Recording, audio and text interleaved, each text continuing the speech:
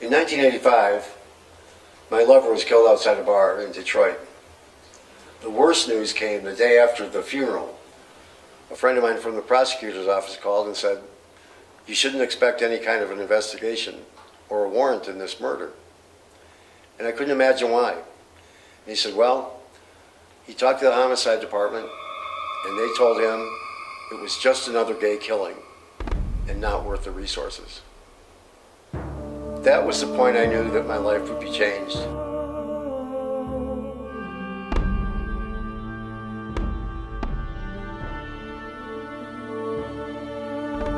And I had never been involved in the gay community, and certainly not gay politics. I had access to the cold case file, and I found out that in the middle and late 80s, there were about 12 or 13 gay homicides that had never been investigated. I would start an organization that would specifically deal with victims of anti-gay violence, which eventually became the Triangle Foundation. We chose the name to honor the history of the Pink Triangle.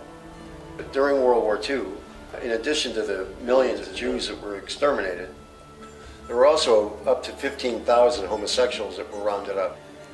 Now, every group that was in those camps, everybody had a different colored triangle to wear. Interestingly enough, after the liberation of those concentration camps by the Allies, that would be us, they let everyone go, but the people wearing the pink triangles, at that point in the movement, the triangle, the pink triangle specifically, was being liberated to become a symbol of freedom and not a symbol of confinement, a symbol of better things to come for gay and lesbian people.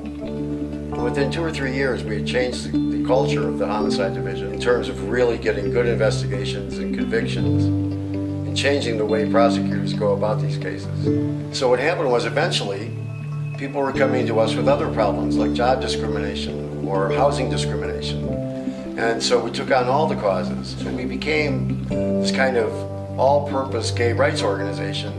We got involved in legislative work, lobbying at every level, from the city to the state to the Congress. We weren't on the coast. We weren't in the iconic gay locations. And even as late as the 90s, the belief was that gay people weren't really anywhere but in New York and San Francisco. These legislators would look at us with a perfectly, no pun intended, straight face and say, well, that's all very interesting and I'm sympathetic, but I don't have any gay people in my district. But we had a different message to help the country understand, really, that gay people existed in the middle of the country. Gay people existed in the Midwest. And that's what we always said, we're everywhere. Your worst nightmare in history.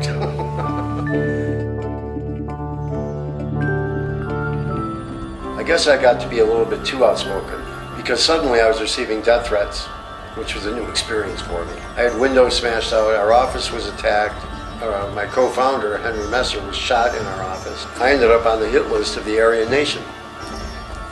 That was unnerving.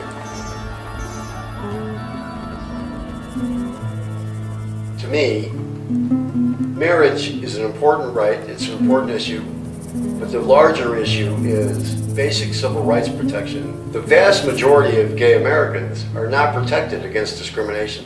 So we have a great deal of progress that's been made. People should be very proud of where we are, but there's a great, great long way to go.